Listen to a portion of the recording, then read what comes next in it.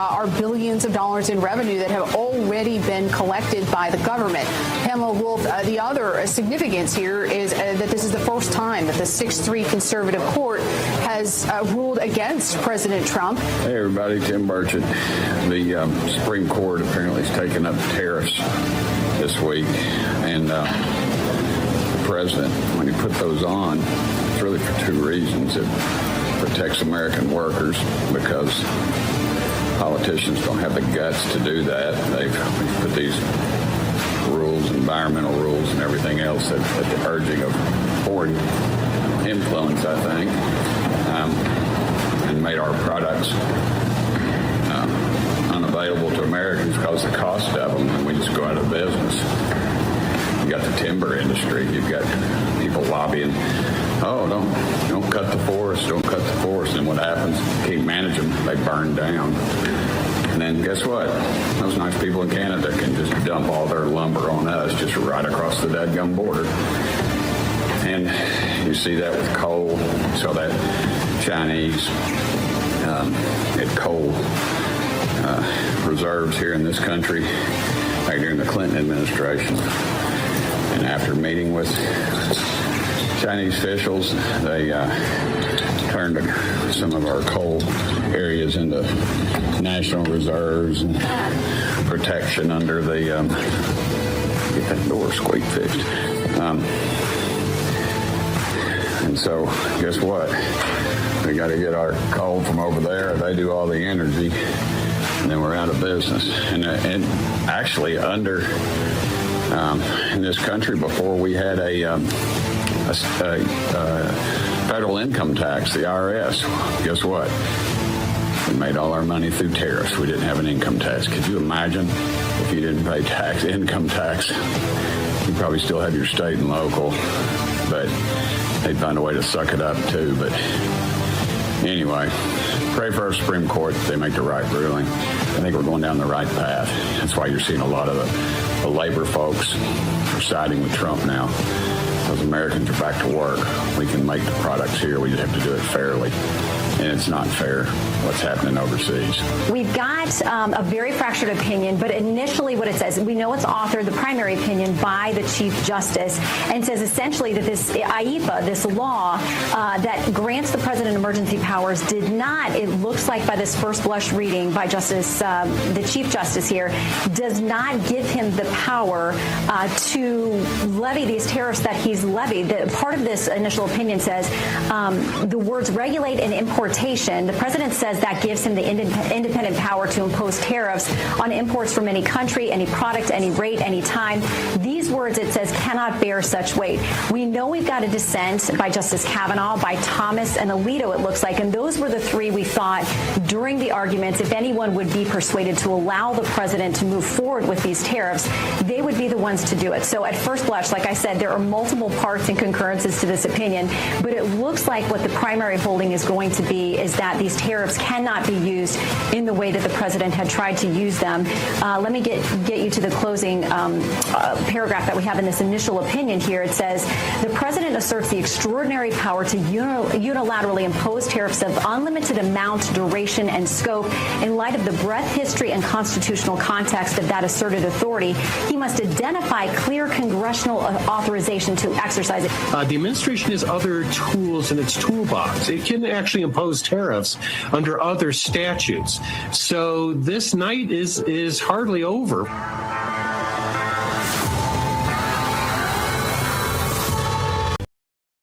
Welcome to Real America's Voice, Real Minute. Your quick look at the powerful stories of faith and freedom, inspiring audiences across the nation.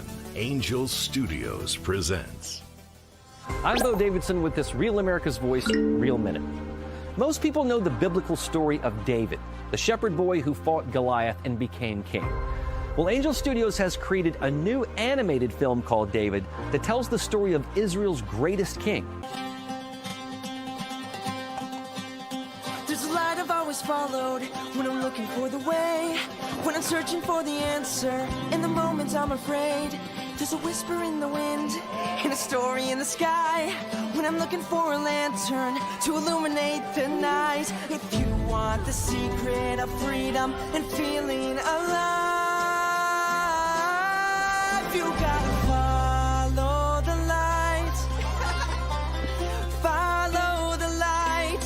For those who love great animated classics like The Lion King and Prince of Egypt, David is an awe-inspiring animated musical that depicts David as a spirited boy who fought lions, giants, and even betrayal, depicting how one boy's faith could lead him to be king of Israel. David will be released in theaters just in time for Christmas on December 19th, but your family can get a head start by watching the prequel to the film, Young David, which is streaming exclusively right now. Every day, there's a battle for your mind raging. Information coming from every angle with the will to deceive. Fear not. You found the place for truth. The voice of a generation that still has the will to believe in the greatest country in the history of the world. This is the Charlie Kirk Show. Buckle up. Here we go. All right, welcome to the Charlie Kirk Show. It is February 20th, 2026 here at the Bitcoin.com studio, your one-stop shop to buy, sell, and trade Bitcoin. Check them out, Bitcoin.com. And today's lead is sometimes you have to come up with a lead, and sometimes the lead finds you. Sometimes it is thrust upon you with great anticipation. And that is, of course, the tariff decision that has come down from the Supreme Court. Now, we spent the morning poring over this. We've got Jonathan Carney from Breitbart, who's kind of the resident tariff expert. He's going to be joining us any moment now, so I'm told. But this was a blockbuster decision that we had been waiting for. Now, just to set the terms, this was any tariff that had been established by President Trump under what's called the IEEPA, which is essentially an emergency power that the president has been given by the Congress. But it's never really been used to do tariffs. Now, its predecessor, what was it called? It was like the Trading with the Enemy Trading with the Enemy Act was used one time in a limited fashion, 10% tariffs by President Nixon. So it's not completely without precedent, but that law had been replaced by the IEEPA, and it had never been used by a president in the way that President Trump was using. They have struck down President Trump's ability to do it, but there's so many wrinkles to this. We should just to set the stage here. This is mainly the Liberation Day tariffs that were announced with great fanfare, and some of the reciprocal tariffs. Yeah, about 10 months ago. As well as other the reciprocal tariffs he did. Also, a lot of what he was doing where, you'd see the president goes on Truth Social and reacts to something and says there will be a 100% tariff on Canada or China until this is changed. A lot of those really aggressive tariffs that he would announce on short notice, that's coming through this bill, the IEEPA, the International Emergency Economic Powers Act. Yes. And what the Supreme Court ruled today, and it is a 6-3 ruling, so that involved, of the justices who'd be considered more on the right, that we lost Roberts, we lost Gorsuch, we lost Amy Coney Barrett. So that's two of President Trump's three picks, in fact. And they said, in essence, that basically the president's claim of power was too large, that the bill is not intended by Congress to allow the president to declare any emergency and thereby impose any tariff. So they imply even in the ruling that if it had been more concrete, if he'd said these tariffs are maybe lower or for a more limited duration, temporary, it probably would have held up stronger. They seem to take issue with what they say is the president claiming almost total unlimited authority, you might say, over the ability to regulate international trade. And I think we have John Carney. Yes, we do. We have him. John, welcome to the show. I know you got a busy morning. You're in hot demand this morning with the tariff ruling. We've kind of set the stage here while we're waiting for you. The question then becomes what happens next. I've seen rumors that President Trump has a backup plan. Okay, so he can't do tariffs under IEEPA. We could disagree with that. We could agree with that. What happens next? So there are a number of plans. There's actually about 6 statutes that just on the face of themselves allow the president to impose tariffs. The reason why they wanted to do it under IEEPA, though, is there's a lot more procedural hurdles to these ones. So a lot of them, you have to do multi-month studies, but usually by the Commerce Department. Sometimes they have time limits. They can only be imposed for a little bit. So it'll be more complex. I've proposed something I call IACES, which is a licensing regime that would actually link the ability of other countries to export to the U.S. To a license fee that would totally be allowed under IEEPA. So this is another thing that they can do under IEEPA that the administration hasn't yet fully considered. A big question to me is, what do the other countries do? Remember, a lot of them have lowered their own trade barriers, lowered their own tariffs in response to our threatening to raise tariffs. So the question is, do they go back on this? If they do, I think that actually will provide a reason for Congress to actually give this authority to the U.S. president. That's the cleanest way to resolve all this. Congress needs to enact presidential tariff authority tomorrow, frankly. Yeah, I think that's interesting. So you're saying you could enact a license fee, which would essentially accomplish the exact same goal here. It would just be under a different name. And that's kind of one of the pushbacks that Kavanaugh, who wrote the dissent here, which is really fascinating. He basically says, although I firmly disagree with the court's holdings, because he was the dissenter, the decision might not substantially constrain a president's ability to order tariffs going forward. That is because numerous other federal statutes authorize the president to impose tariffs and might justify most, if not all, of the tariffs at issue in this case. And then he goes on to list, which was I found interesting, because he's basically giving a roadmap here. Those statutes include, for example, the Trade Expansion Act of 1962, Section 232, the Trade Act of 1974, Sections 122 and 201, and the Tariff Act of 1930, Section 338. In essence, the court today concludes that the president checked the wrong statutory box by relying on IEEPA rather than another statute to impose these tariffs. Okay, I guess if we're going to go by the letter of the law, not by the spirit of it, this is probably in some ways you could consider the correct decision. But it's also bizarre and sort of insane, John, because there's other reasons to believe that he could ban all imports. The court is concluding he could just go to China and he say, could do that. Yeah. We're going to ban all imports from China, but we can't tariff you a penny. In fact, he seems to have more authority to do that. It seems if he was just saying, I am banning entire industries from coming into America, he could, right? Yes, absolutely. That's a big problem. Kavanaugh actually points this out, that the majority decision basically says Trump is allowed to ban whatever he wants, but he can't impose a $1 tariff. That really doesn't make sense. I don't think it's correct as a matter of law. I think that the Kavanaugh, Alito, Thomas had the right view of the law in this. But it is the law now. You know, this is what the Supreme Court says. So the administration will look to all of these other powers. And believe me, they already were. Everybody heard the way that oral arguments went. So this decision hasn't come to as a surprise to anyone. In fact, a lot of people, I mean, I would say the consensus was that the tariffs, at least all of the tariffs, weren't going to survive.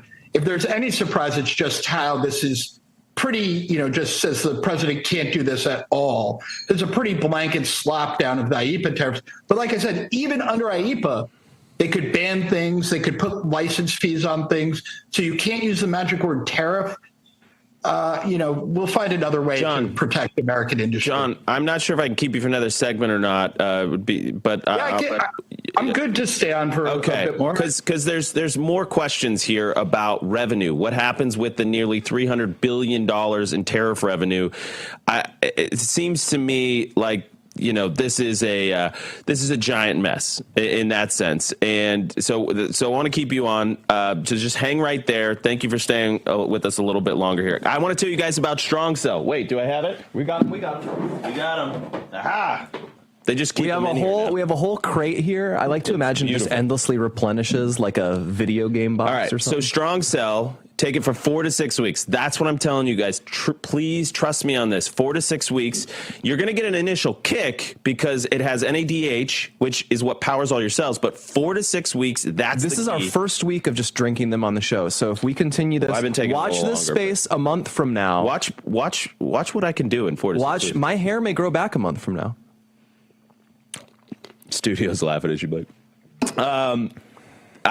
If you are trying to take this product for male pattern baldness, please don't. That's not what it's about. But if you have brain fog, fatigue, chronic illness, this will literally help you. You used to have to take this stuff through an IV. You don't have to do that anymore. They found a way to get NADH right to your cells. Go to strongcell.com. Use promo code Charlie for 20% off, and it's risk-free for 90 days. You get your money back if you don't feel anything. Strongcell.com. We'll be right back.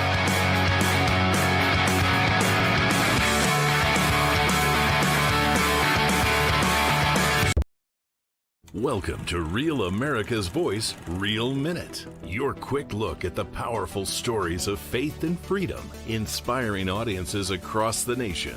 Angel Studios presents. I'm Bo Davidson with this Real America's Voice, Real Minute.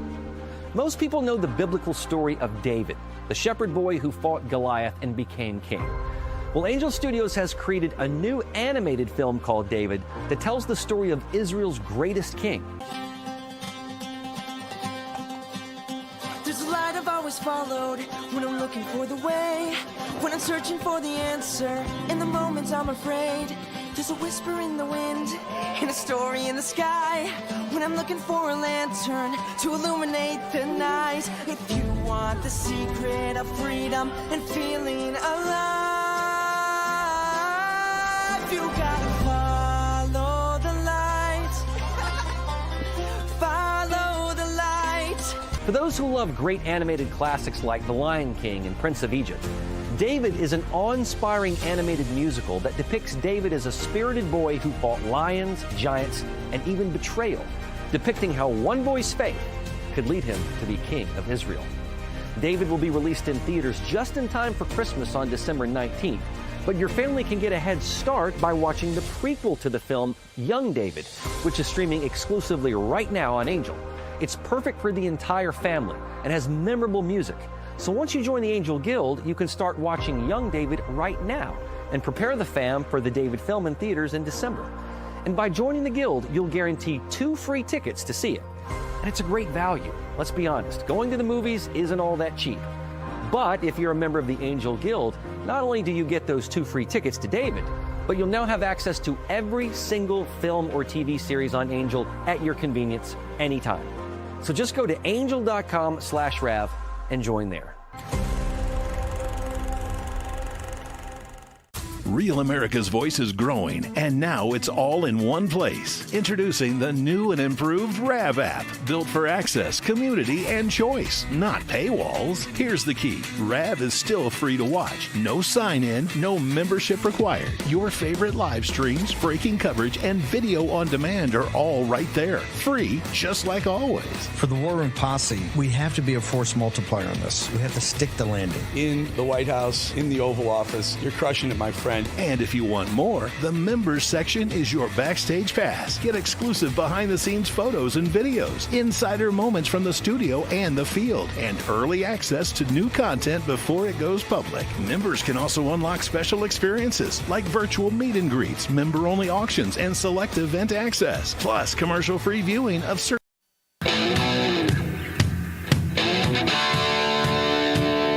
Welcome back. We've got John Carney from Breitbart, major authority, in hot demand. I called him early, though, and I got him. As soon as this came down, I said, John, I need you. And you're like, I think I can make that work. All right, so what happens to the revenue? I will say, I'm very happy that you reached out right away, because you did get me. You were first right after my own boss, Alex Marlowe at Breitbart. Well, listen, he's got to wait. We have business to attend to. So tell us about the revenue. Where's it going? So that remains to be seen. So we won't get any more revenue from the IEEPA tariffs. That's done. Those are coming off the books immediately.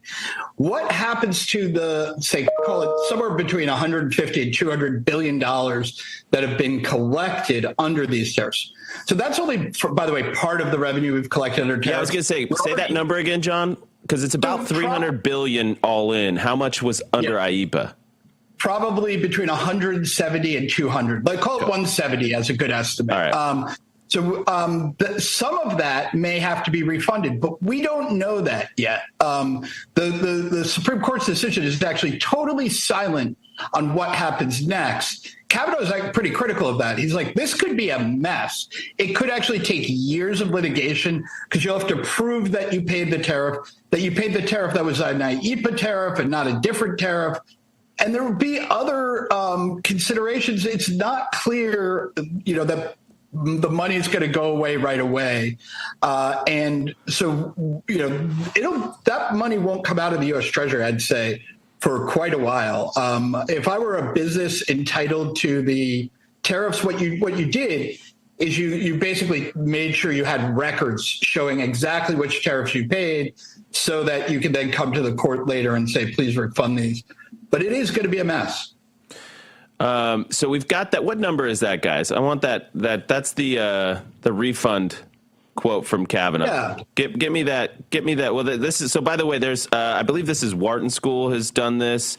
Yeah. Wharton UPenn has done this. This graph is an estimate of IEEPA revenue, and it has it at about 164.7 billion, a monthly revenue of $20.8 billion, and they have it cumulative through January. So it's about it maybe is about a month delayed. So you're probably right. About 170, 175 on the IEEPA. I want to say I just did that off the top of my head. So the fact that the Wharton School came in almost at the same number, I feel pretty good about that. That's pretty good, John. So you think this is going to be litigated, and apparently Wharton School is saying that importers generally have 180 days after goods are liquidated to protest and request refunds from U.S. Customs and Border Protection. So this is a mess. Right. So the process is people paid the tariffs. They had to have submitted basically a piece of paper saying, I don't think I should have paid that tariff. One unfortunate thing about that is, look, the really big importers, big companies, Walmart, the international companies that import stuff into the U.S., they've already filed that paperwork. It's really actually going to be the small guys who really get kind of messed around with here because they probably didn't file the paperwork, or some of them didn't. Luckily, look, you get 180 days, so some of the tariffs that have been paid will still be eligible for refunds. But we don't know what the refund process will look like. As far as I know, we've never had anything this big where, $150 billion, $170 billion is potentially being refunded to the people who paid the tariffs in the first place. Yeah, I think Kavanaugh refers to it as a mess. He does. Yeah. And he even flags, there's issues. A lot of importers probably already passed costs on to consumers at some point here, but now, they can double dip from that. What does it do to all of our trade deals with other countries that were premised on these tariffs? Do those stick around? He really just, the truth is, it seems that we don't know what is going to be unleashed by this. I will say that if other countries start to say, no, now we're taking back, we're going to raise our tariffs again, we're going to raise our trade barriers, that will at least be a moral victory for Donald Trump, because he'll be able to say, they did this because I imposed the tariffs. Now they're taking it away because the Supreme Court took away the tariffs. And that should be persuasive to Congress to actually absolutely come back. Because remember, the court here did not say the president could not do this under the Constitution. They said that the statute didn't authorize it. Correct. So Congress could, with one word, insert tariffs into IEEPA, just one word amendment, and Trump would have the power to do it. Yeah, it's literally because in some of the oral arguments, as you mentioned, they just said, well, it doesn't say tariffs. So that's the whole point. Even though, like, in the spirit of the law, it certainly indicates that he would be. Now, so just to read exactly what Kavanaugh said, I got the quote here. In the meantime, however, the interim effects of this court's decision could be substantial. The United States may be required to refund billions of dollars to importers who paid the IEEPA tariffs, even though some importers may have already passed on costs to consumers or others. So, their whole argument was that Americans absorbed these taxes. That is probably not 100% true. It's probably about an 80-20 import to American consumers, 20%. But let's assume that they were right about that, then Americans are basically going to get double taxed because of this court decision, which is hilarious. Yeah. So he goes, as acknowledged in oral argument, the refund process is likely to be a mess. Last word to you, John. And it will. A lot of this money is actually going to leave the U.S. altogether because a huge amount of imports are actually done through foreign companies and their U.S. affiliates. So it's actually going to be payments going to foreigners as well, which is really unfortunate. It'll be a drag on the economy.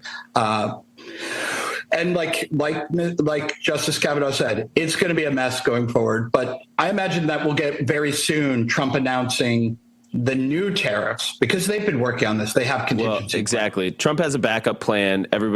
He has a backup plan.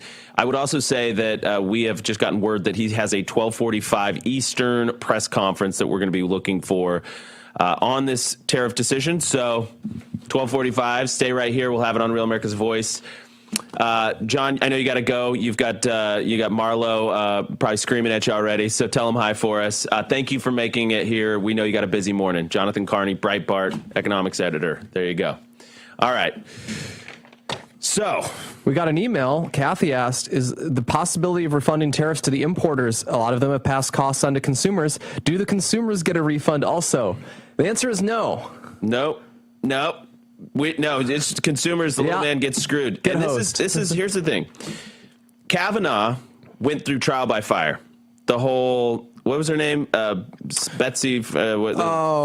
What was her? Christine Blasey Ford. Christine Blasey. Two front doors. The whole thing, where he went through a trial by fire. The guy's got steel down his spine now. Everybody doubted him at first. Meanwhile, Gorsuch and ACB, two other Trump appointees going against the president. Listen, you could make the argument that perhaps this was textually the right decision by the letter of the law, but there's a measure of insanity to it because you could just ban all the imports. You can't tariff them a single penny. So anyways, we'll be right back. Mark Halperin joins us next.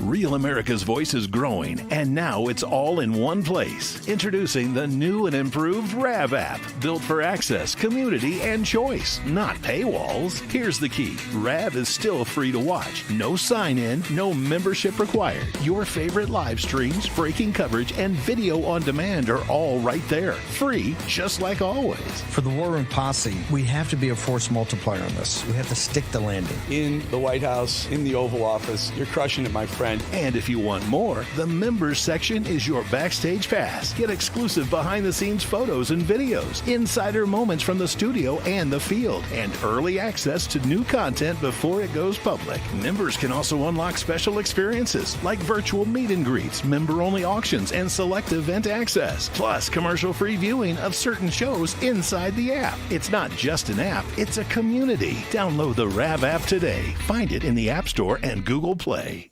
Welcome to Real America's Voice, Real Minute. Your quick look at the powerful stories of faith and freedom, inspiring audiences across the nation. Angel Studios presents. I'm Bo Davidson with your Real America's Voice, Real Minute.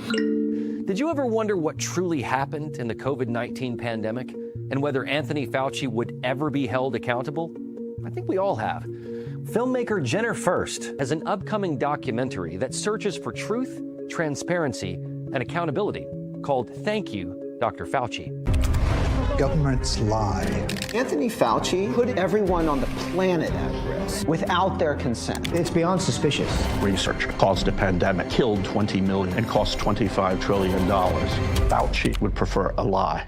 Public trust, national health, and global security are at stake as this documentary digs through thousands of pages of documents and interviews with former officials and whistleblowers in the most controversial narrative of our time that may also be one of the largest cover-ups in modern public health history. It was the cover-up. Why would he trade the Chinese the most advanced biotechnology in the world? He's a spy. It's insane. I don't think this is going to be foolproof. Things are going to slip through. Fauci knew and lied repeatedly. Rather than being a partisan hit piece, Thank You, Dr. Fauci is an honest look at the origins of COVID-19 and a potential bioarms race with China. It streams exclusively on Angel Studios app and site starting on October 23rd. And all you need to do is go to angel.com/RAV to stream it. So be ready to watch, question, and share as the quest for truth and accountability continues.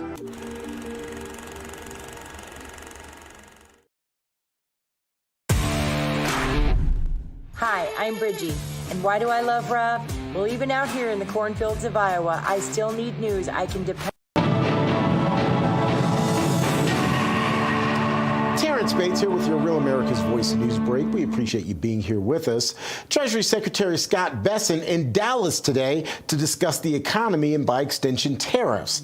Now, the latter part of that, the tariffs, well, it's a bit of a sore subject this morning after the Supreme Court's ruling today striking down President Trump's tariff policies.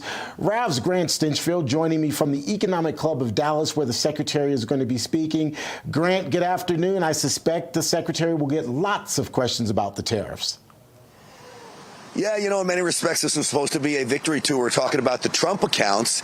And now he will certainly face questions about what do we do with all this tariff money. Now, you're going to hear the mainstream media predict this doom and gloom scenario. Now, by no means is this good news for President Trump. That is not the case at all. But this administration is so creative. They will have a plan for this. There's talk that if they end up having to give refunds back, and I'm not sure that's even going to be the case here, it could take over a year for that to happen. But I think you're going to see this administration get very, very creative.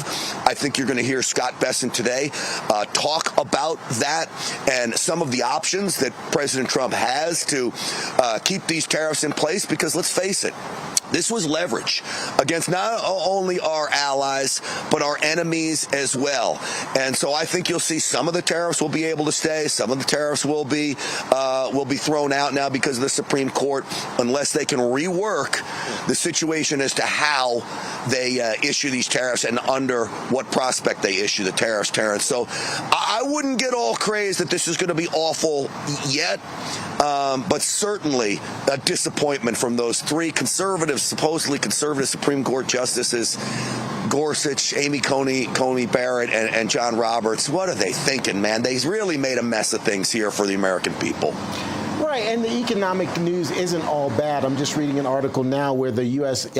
gross domestic product grew 1.4% during the last quarter of last year. It was a little bit slower than expected. Still good news. Grant, always good to see you, my friend. We'll be checking in with you throughout the day as the Secretary draws closer. That's a quick check of your headlines.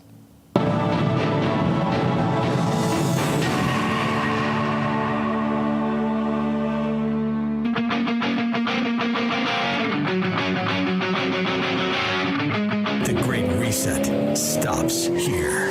The Charlie Kirk Show. All right, welcome back to the Charlie Kirk Show. Joining us now is Mark Halperin, a great political analyst and commentator and a friend of the show. Mark, welcome back to the show. Lots to discuss this morning. With the Supreme Court's ruling on President Trump's use of tariffs. I have all this other stuff I was planning on talking to you about, and then this came across the wire. Give us the political implications. I know there's questions about, can he still do tariffs? Can he use other mechanisms? What do we do with the revenue that came in? What happens with that? Does it go to a lower court, et cetera, et cetera? Yeah. Politically, what does it mean? Well, first of all, let me just stipulate I miss you guys. Haven't heard from you in a while. Good to hear from you. Well, listen, I'll call you every week, Mark. I'll call you. We'll have you on. We'll just make a standing invite. Good. I'd like that. So my first thought, just trying to be in the mind of the president, is he's going to be super annoyed at the Chief Justice, but he didn't pick the Chief Justice. He inherited him. But two of the three justices the president put on the court voted against him, Gorsuch and Coney Barrett. So my suspicion is the president probably will vent that on Truth Social. But the larger issue, more than, as you pointed out, all the mechanical things involving tariffs, which are super important, is this is the first time the court's really weighed in substantively on the president's powers. They've done some procedural things, but they've ruled against him. And there's a ton of pending cases in other areas, not about tariffs, where if the same justices or even a 5-4 vote against him decide they're not afraid to vote against Donald Trump, right? Everybody likes to pretend these are legal decisions. They're political almost always. It's really disheartening because they should be legal. But justices are pretty political, not just the current ones, not just the ones picked by Republicans or the ones picked by Democrats. So if I were the president's political team, I'd be worried that they're in the future, when some of these other cases come up, that they may be on the short end of 5-4 or 6-3 decisions that will really be impactful for what the president can do. Yeah, I agree with that. And it also, one of the thoughts I had this morning was, we hear about Democrats wanting to pack the courts, wanting to call it a lawless court. And here you go, them doing exactly the opposite of what the president was lobbying for. Will that inspire any trust? I don't think so. They'll still pack the court. Go ahead, Blake. Well, I just real quickly, I would concern the other way that we know the president was very invested in this tariff case. I don't know that it would be an exaggeration to say it was his top personal brand, his top priority. He's really fulminated on Truth and in other venues about the importance of this case. Yeah. Should there be any concern among people that the president might up rhetoric on actually, I don't need to listen to the Supreme Court on this sort of thing? Do you think there's any hazard of that? I mean, I know that's talked about a lot, particularly on the left and amongst others. I just don't think so. I just don't see any indication. There have been a few things like some of the immigration orders, like the planes that were in the air on the way to Venezuela, where people have sort of tried to suggest that that was lawless and violation of a court order. That's a close call, but I don't think so. I'll tell you, though, the other political thing that's where this decision is in the president's interest. And I don't mean like to give short shrift to your question, but I hope I sufficiently answered it. But, before the Supreme Court decision, there were three big pieces of economic news that were going to, I think, really do harm to the markets, and four if you count what was happening in the last day with oil markets because of worries about Iran. First was yesterday, this firm Blue Owl Capital made some decision about investors and money that really were spooking people and getting people to talk about, is this the first sign like we saw in 2007 leading into the economic crash of 2008? Then this morning we had two horrible economic numbers for the country and for the president politically. A lower than expected GDP number by a lot, a higher than expected inflation number. I will never know what the stock market would have done today had we not had the Supreme Court decision on tariffs. But as I look down now, the Dow's up, and the Dow's likely to end really far up because, while this is bad news politically for the president, the markets love this decision. And so if you talk about the implications politically for the president, if he hadn't had this decision, he'd be going into the State of the Union with a lot of negativity about the economy. Now, a lot of people, at least in the markets, are going to be positive about the economy into the weekend and into next week because they don't want the tariffs. And a lot of Republican politicians are going to be happy, too, because they don't want the tariffs. Well, and that's a good point, Mark, because we always have to kind of, I think, in our mind, we have to bifurcate between normie and politically plugged in, right? Politically plugged in, they're really into the DC of it all. They're into the tug of war, the political jockeying. The normies just want more money in their wallet. They just want to make sure that they got a job. They just want to make sure they can go to their soccer practice for their kids. Those are the storylines. And I've sort of learned to think about it as what breaks containment. Right? The economy breaks containment. This is what I knew about the halftime show that we did. It broke containment because, I'm getting hit up by... You guys did a halftime show? We did a halftime show. It's this whole thing, Mark. I'll tell you about it offline. I heard a bit about it. Some guy wore shorts. Sorry. Yeah, they're called jorts. Just to be clear, jean shorts. It's a whole thing. Anyways, when you can see these things when they break containment. Now, the economy is just one of those things because it's a lived experience that breaks containment. It has this, I think, downstream effect, knock-on effect politically. And there could be unintended consequences that are positive for the president. I think we need to keep that in mind. It's also important, while we don't know what's going to happen to the tariff revenue that's already been collected, which is in the hundreds of billions of dollars, that's going to be kicked down to a lower court, and we're going to find out what happens to that. He'll take another year, probably. Yeah, exactly. Yeah. But one of the things that I wanted to get to you was this incredible tweet that you had earlier. We covered it on the show, but I'm so glad you get to put added layers to this. You were talking about pollster and strategist Tony Fabrizio. Charlie loved Tony. He comes in with 25 slides. A bunch of the cabinet are there, about 75, 100 people. You even mentioned that what they ate. I love that. I love that. That felt like a very Mark detail to me. They had their chicken and steak buffet. So he's going into what men, moderate, and true independents are the true persuadable voters. And you said housing affordability. You also talked about these key, and I saw the through line here, Mark. These are populist sort of, you get a scalp issue, right? You said Messages that break through: banning stock trading for Congress, transparency on health insurance data, including the pricing and claims reimbursement, lowering prescription drug costs, and the Trump tax cuts. These are all issues where you get to go, we got the bad guy. And that is very populist, and it's a conservative tinged populist where we're not anti-business, we're anti-fat cat, we're anti-oligarchy, we're anti-corruption, right? And so I thought that this was a very interesting through line that is a way for you to sort of bridge this conservative populist divide. Your take? Well, I like the way you framed it. I think it's just right. History, as I said at this meeting, and again, this was the president's sort of political high command briefing, the chiefs of staff, the cabinet members, their chiefs of staff, their other senior aides. They have history against them. History would suggest that it's going to be difficult to not lose control of the House and maybe the Senate. And the president's poll numbers currently are horrible. And so this is a group of political advisors who are battle tested. They're not a bunch of chickens with their heads cut off. And they're coming in there to make the best case to this team about what to talk about, where they can have a comeback. There's some tactical things. They can raise more money than the Democrats. They can try to make mischief in Democratic primaries to nominate people who are less electable. They can do opposition research on some of these Democratic candidates. But in the end, they're swimming against two big tides: history and the president's approval rating. At the same time, there's a long time to go, and they're going to look to see what they can do. Again, particularly raising money. The one thing they said at the meeting that I think has not gotten as much attention as I thought it would is they said in the meeting, these are the right issues to talk about, the ones you listed about health insurance and about the Trump tax cuts, et cetera. They said, that's what the data shows. That's what you all should talk about when you're out campaigning, when you're on media, when you're on programs like this.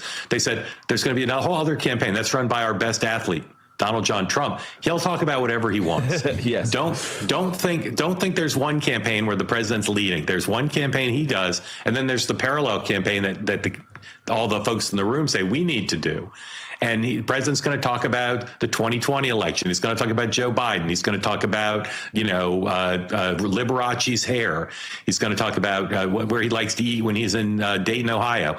They said, you just can't worry about that. That's not the role model, the way the president does it. He'll do his thing. But they're hoping that these issues, which test very well, very popular with voters, as you said, they're populist. They play well with MAGA, but they play well with the center voter, too. They're hoping that that's the message that they can drive through their advertising and through the surrogate activity during the fall. Do you think, Mark, that we might actually see action on some of those items? One of those ones that stood out, banning stock trading for Congress. I've been hearing about proposals along those lines since the big crash in 2008. People have been talking about members of Congress getting rich off that sort of thing. I guess the problem is people getting rich off of this are the members of Congress. Yeah. But is there a serious proposal to take action against their self-interest? There is, and as you suggest, it's been around forever. Maybe it'll pass this year. One of the big questions that's going to come out of the State of the Union on Tuesday is, are Democrats willing to vote for stuff that they believe in, that they think be good for their constituents, but it will give the president a political win? Things like on housing. There's a big housing bill in the House and the Senate. Both passed separate bills. They're different, but there's some overlap. Are Democrats going to vote on final passage so Donald Trump can have a signing ceremony and say he did something to make housing more affordable? Would they vote for the stock ban and the president sign it where he gets the front of the parade and gets credit? We're going to have to see. And on the stock trade thing, we'll have to see if Republicans want to vote for it, because plenty of Republicans have opposed that as well. Well, yeah, so you're asking the fundamental patriot question. Do Democrats love America more than they hate Donald Trump? Yeah. It's a huge question. And that's a huge question. And to some Republican House members like their vacation homes more than they like doing what the voters want regarding transparency on stock trade. We are equal opportunity offenders when it comes to corrupt Republicans, rhino Republicans. Yes, and listen, this is central to Charlie's legacy. He wanted a Republican Party that was as conservative as its voters, that loved its country as much as its voters.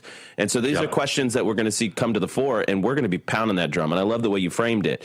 Here's the other thing. You said closing the border doesn't rate that well. And I remember this from Trump 1.0. Once we kind of got the border a little bit under control and all the craziness was done, it stopped even coming up in headlines. It's like we had this huge fight over the wall, and then it kind of fell off the map.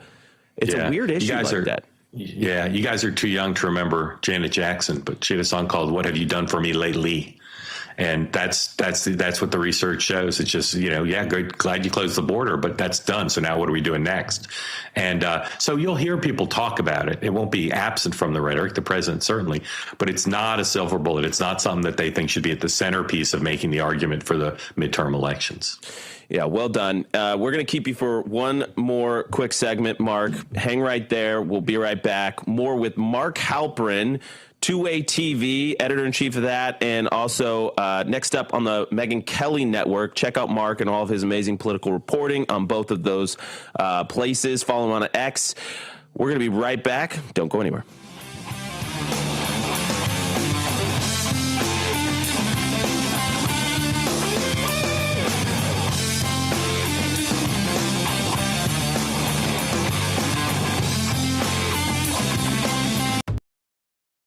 Real America's Voice is growing, and now it's all in one place. Introducing the new and improved RAV app, built for access, community, and choice, not paywalls. Here's the key. RAV is still free to watch. No sign-in, no membership required. Your favorite live streams, breaking coverage, and video on demand are all right there. Free, just like always. For the War Room Posse, we have to be a force multiplier on this. We have to stick the landing. In the White House, in the Oval Office, you're crushing it, my friend. And if you want more, the members section is your backstage pass. Get exclusive behind-the-scenes photos and videos, insider moments from the studio and the field, and early access to new content before it goes public. Members can also unlock special experiences like virtual meet and greets, member-only auctions, and select event access, plus commercial-free viewing of certain shows inside the app. It's not just an app, it's a community. Download the RAV app today. Find it in the App Store and Google Play.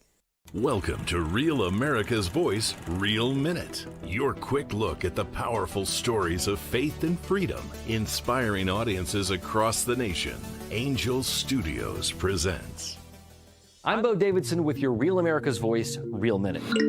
Did you ever wonder what truly happened in the COVID-19 pandemic and whether Anthony Fauci would ever be held accountable? I think we all have. Filmmaker Jenner First has an upcoming documentary that searches for truth, transparency, and accountability called Thank You, Dr. Fauci. Governments lie. Anthony Fauci put everyone on the planet at risk without their consent. It's beyond suspicious. Research caused a pandemic, killed 20 million, and cost $25 trillion. Fauci would prefer a lie. Public trust, national health, and global security are at stake as this documentary digs through thousands of pages of documents and interviews with former officials.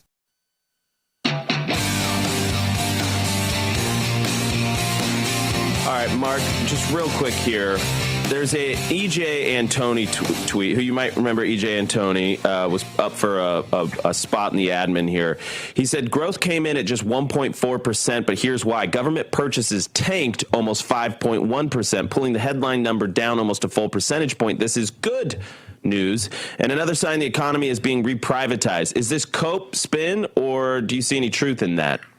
There's some truth to that. There's also some truth to the president's spin from earlier today, even before the numbers came out, which he's really not supposed to do, that the government shutdown, which he blames on the Democrats, also ate into the GDP. Mm-hmm.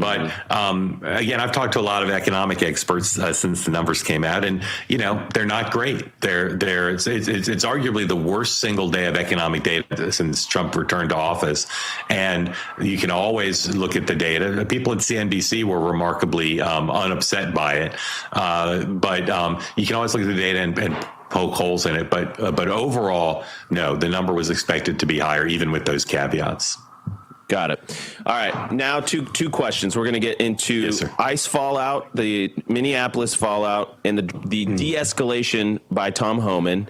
What are the ramifications ongoing? Is it something voters are going to forget? Secondly, Iran. So you can take the potential kinetic activities in Iran first or second, and the ICE Minneapolis de-escalation question first or second. I think the main implication of ICE is that I think Trish McLaughlin will probably replace Blake on the show, would be my guess. Hey. Don't you think? Wow. Don't you think? That's a really, Blake, I Blake wants to go back to a quiet life of anonymity. YouTube will like Trisha much better. Mark, I reached out to you to start bringing you on the show, and you buried the knife in my back. I'm trying to bring you back to your quiet life that you used to love so much. All of a sudden, it's like you get on camera, and all of a sudden, it's like Trish McLaughlin, out of my way. We've unleashed a monster in Blake Neff. Yeah. This is true. Trisha's leaving the DHS. Trisha's on the market. So that's one. I texted Trish. She said that plan had been in place before, and that she actually stayed on longer than she was anticipating, just to make sure that the Minneapolis thing was handled well. Yeah. So, all right, that joke aside, we just wish Trisha the best. She's a great person. I think that the main impact of it is the Democrats are fired up. I don't know how the government, normally I can make up a scenario to end a government shutdown, partial or full. I don't know how this one ends because the Democrats are so fired up in Washington and around the country. And again, one of the criticisms you guys have heard me make many times of the left is Trump derangement syndrome and just anger about President Trump. They don't understand the other side. They don't listen. Folks come on two ways. Sometimes they do, but in general, they're not sensitive to it. So I always say to folks in MAGA, you get so frustrated that the left doesn't understand why you support Donald Trump. You all need to understand they're really upset about those two people being killed, really upset. And they're upset about it in a different way than President Trump says he's upset about it. They're upset about it because they think it's a manifestation of a lawless policy that's still largely in place, even with the withdrawal from Minnesota. So they're going to raise money off of it. They already are. They're going to have their base fired up for the midterms. They're going to be on the right side of some immigration issues. Most of the things that Republicans are criticizing in the proposal put forward by Senator Schumer and Hakeem Jeffries are popular. They're not unpopular. Democrats have gone from being the party on the wrong side of immigration-related issues to being the party mostly, not entirely, on the right side of immigration-related issues. So that's a big political fallout, and I don't know where it's going to go. And I think to a large extent, whatever impact it has on the midterms, the story will be told to a degree by how this partial government shutdown ends. So there's you talk about how we don't understand each other. I understand why they would see those images and get fired up about them. There just seems to be zero acknowledgement of how we got here. That 10 to 15 million illegals stormed the border, and we just basically said to hell with our immigration laws for 4 years. There's 100%. zero understanding about that, huh? And zero understanding that sanctuary cities refuse to cooperate. Although I would say Tom Homan has made some progress there in Minneapolis and Minnesota broadly, but okay, I digress. Go ahead, Mark. There's also a little appreciation for the fact that they want people whose families are doxxed, who are doxxed themselves, who are under threat while they're trying to do their jobs and not protected by local law enforcement, to just go up there and walk around and let people try to run them over or shoot at them or harass them while they're having dinner. So no doubt, but again, this is the sort of trap that both sides, red and blue, fall into. You're pointing out things that are true, but you're pointing those out instead of saying, I guess maybe I don't have the full appreciation for why they're so upset about those two people being killed, because if I did, maybe I'd say, well, let me read Senator Schumer's proposals and see if any of those things would keep anybody else from being killed.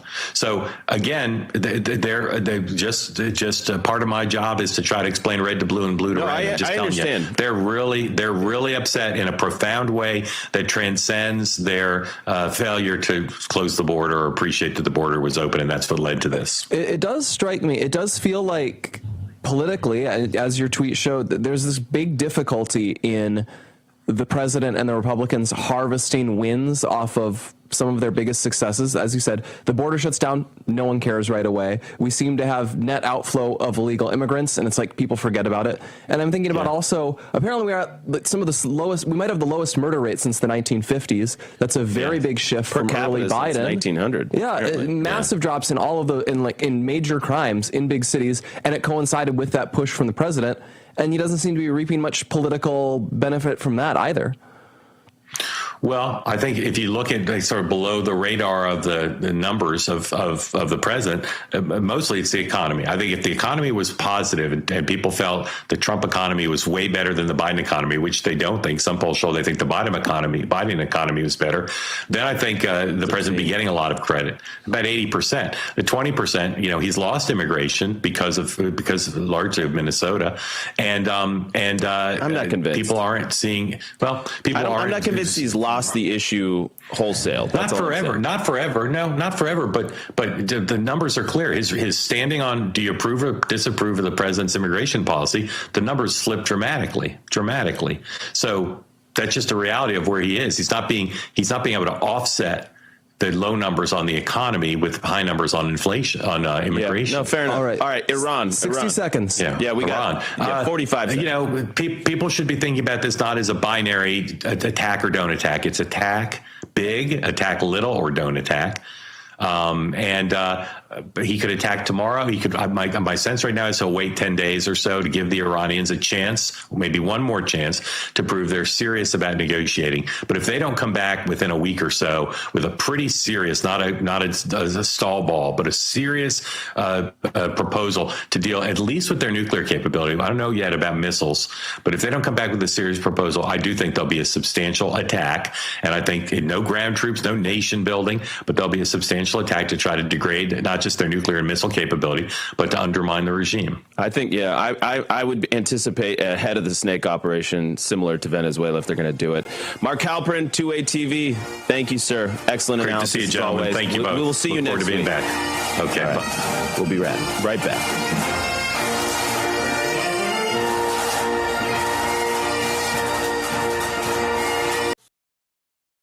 Real America's Voice is growing, and now it's all in one place. Introducing the new and improved RAV app, built for access, community, and choice, not paywalls. Here's the key. RAV is still free to watch. No sign-in, no membership required. Your favorite live streams, breaking coverage, and video on demand are all right there. Free, just like always. For the War Room Posse, we have to be a force multiplier on this. We have to stick the landing. In the White House, in the Oval Office, you're crushing it, my friend. And if you want more, the members section is your backstage pass. Get exclusive behind-the-scenes photos and videos, insider moments from the studio and the field, and early access to new content before it goes public. Members can also unlock special experiences like virtual meet and greets, member-only auctions, and select event access, plus commercial-free viewing of certain shows inside the app. It's not just an app, it's a community. Download the RAV app today. Find it in the App Store and Google Play. Welcome to Real America's Voice, Real Minute. Your quick look at the powerful stories of faith and freedom, inspiring audiences across the nation. Angel Studios presents.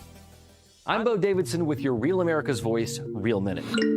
Did you ever wonder what truly happened in the COVID-19 pandemic and whether Anthony Fauci would ever be held accountable? I think we all have. Filmmaker Jenner First has an upcoming documentary that searches for truth, transparency, and accountability called Thank You, Dr. Fauci. Governments lie. Anthony Fauci put everyone on the planet at risk without their consent. It's beyond suspicious. Research caused a pandemic, killed 20 million, and cost $25 trillion. Fauci would prefer a lie. Public trust, national health, and global security are at stake as this documentary digs through thousands of pages of documents and interviews with former officials. They feed you headlines, cut the frame, say it loud enough, call it fact. Change the words, dodge the blame, sell the lie, then double back. From Real America's Music, the label that brought you Anthem of the Free, The Boss, and Somali Waltz, comes a brand new anthem built for a distrustful age. Truth Bomb by the Truth Bombers. Talks about distrust of institutions, media manipulation, shifting government narratives, big tech censorship, cancel culture, and ideological silencing. The culture needs a truth bomb, and this track delivers. Download it now. Scan the QR code or search Truth Bomb by the Truth Bombers on iTunes. We've broken records before. Let's do it again together.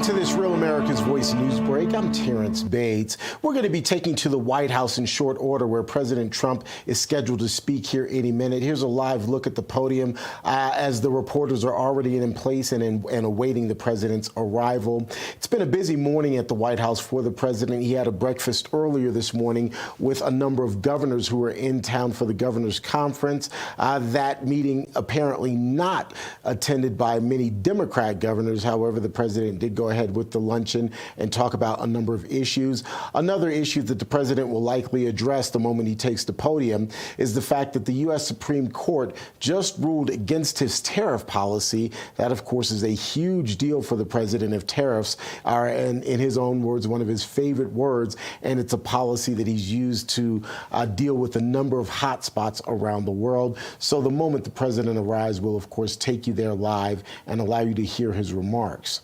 In the meantime, the commander-in-chief, as I like to call him, may be inching a bit closer to war with Iran as a second American aircraft carrier is moving into place for a potential attack on Iran. It appears the president still trying his hand at diplomacy. However, and now is the time for Iran to join us on a path that will complete what we're doing. And if they join us, that'll be great. If they don't join us, that'll be great too. But it'll be a very different path. They cannot continue to threaten the stability of the entire region, and they must make a deal. Or if that doesn't happen, I maybe can understand. If it doesn't happen, it doesn't happen. But bad things will happen if it doesn't. Iran's ambassador to the United Nations says his country isn't seeking, quote, tension or war and will not initiate a war. However, any U.S. aggression will be responded to, quote, decisively and proportionally. Again, that's coming from Iranian officials. Recent talks between the two sides have netted little movement, meaning the two sides could be preparing for an escalation. President Trump is ordering the Pentagon and other agencies to release files on UFOs and alien and extraterrestrial life. The Pentagon has been tracking reports of unidentified aerial phenomenon, or what's often referred to as UAPs, for decades now. President Trump's announcement comes just days after former President Barack Obama told a podcaster that aliens are real. Obama later walked back his statement, saying that he never saw evidence of contact between humans and extraterrestrial life, especially not during his time as president. President Trump, however, now accusing his predecessor of releasing classified information. Well, he gave classified information. He's not supposed to be doing that. You know? So aliens are real? Well, I don't know if they're real or not. I can tell you he gave classified information. He's not supposed to be doing that. He made a big mistake. He took it out of classified information. No, I don't have an opinion on it. I never talk about it. A lot of people do. A lot of people believe it. 47 goes on to say that he may go on to get President Obama out of trouble by declassifying any documents on aliens. Florida Governor Ron DeSantis is expected to sign a new legislation renaming Palm Beach International Airport after President Trump. The proposal passed the Florida legislature on Thursday. Details on how much it's going to cost are still being worked out. The price tag is reportedly going to be upwards of $5.5 million for a rebranding campaign. State Republicans argue the name change is fitting, as it's going to honor the first president who resides in Florida. That would be Donald J. Trump. The new name of the airport is going to be President Donald J. Trump International Airport. The airport code could change from PBI to DJT. The Trump family has reportedly filed trademarks for DJT, as well as Donald J. Trump International Airport and President Donald J. Trump International, meaning the Trump family could benefit financially from the name change. All right, let's take you back to Washington, D.C. now, where we're expecting President Trump to arrive in the White House press briefing room at any moment now. That is going to happen, and we, of course, will take you there. The president, of course, will likely address the U.S. Supreme Court's position on his tariff policy. A ruling just came out basically striking down the president's tariff policy. That is going to be a huge story throughout the day, and we'll be following it for you here on Real America's Voice.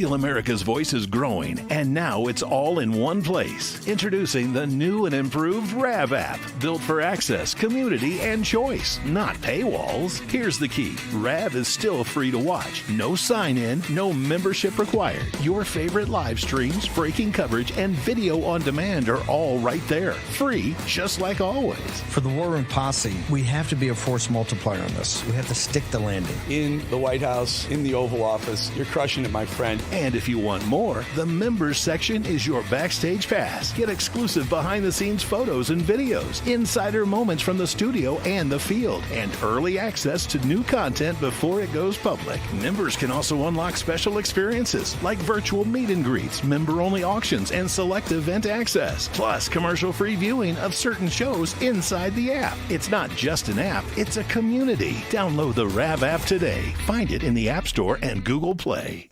Welcome to Real America's Voice, Real Minute. Your quick look at the powerful stories of faith and freedom, inspiring audiences across the nation. Angel Studios presents. I'm Bo Davidson with your Real America's Voice, Real Minute. Did you ever wonder what truly happened in the COVID-19 pandemic and whether Anthony Fauci would ever be held accountable?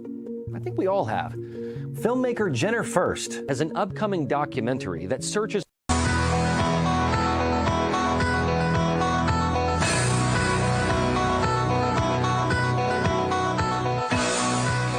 All right, welcome back to the Charlie Kirk Show. Hour 2 is underway. It's Friday, and Hour 2 means it's an Ask Us Anything hour. If you want to be a part of this, you can join at members.charliekirk.com, members.charliekirk.com.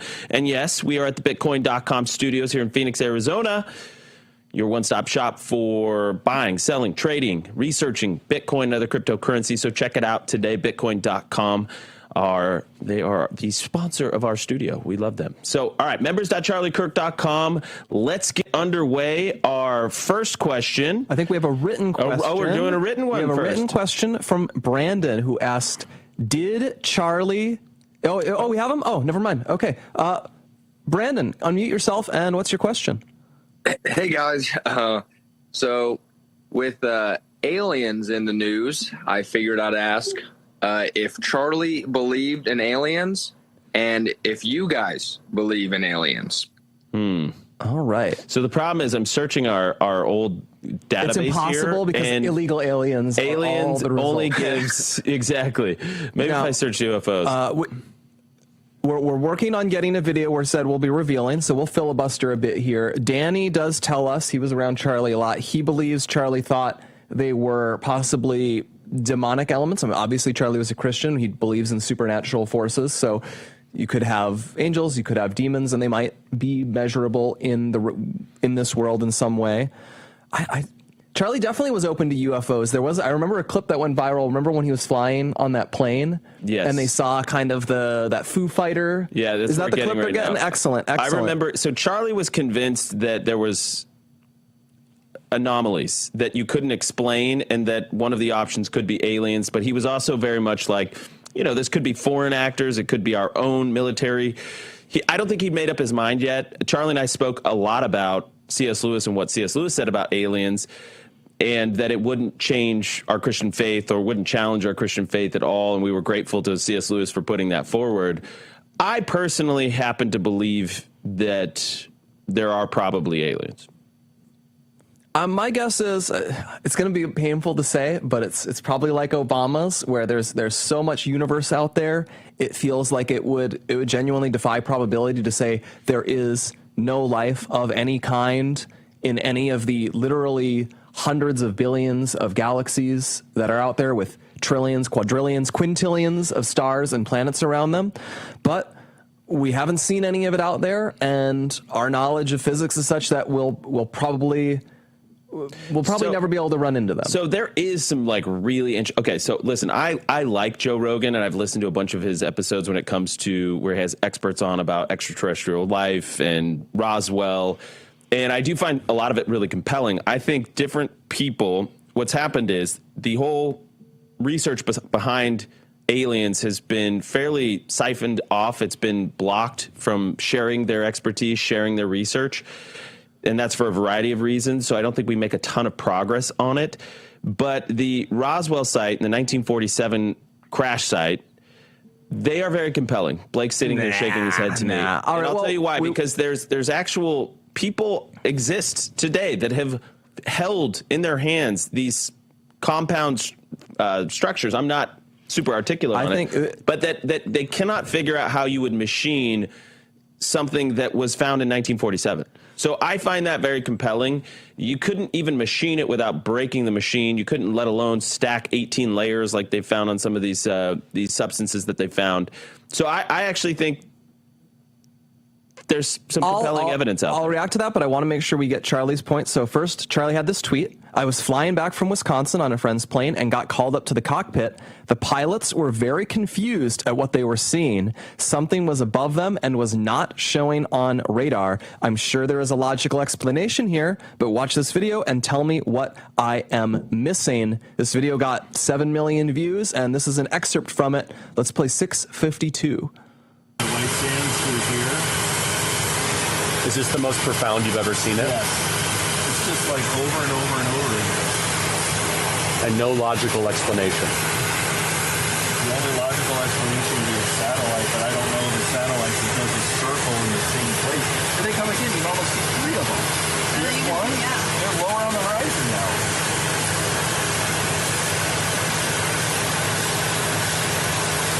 It's like they're in formation now. Yeah, exactly. And there's like one coming up behind them. Yeah, there's 2 of them right there. And they're way ahead of us. Yeah.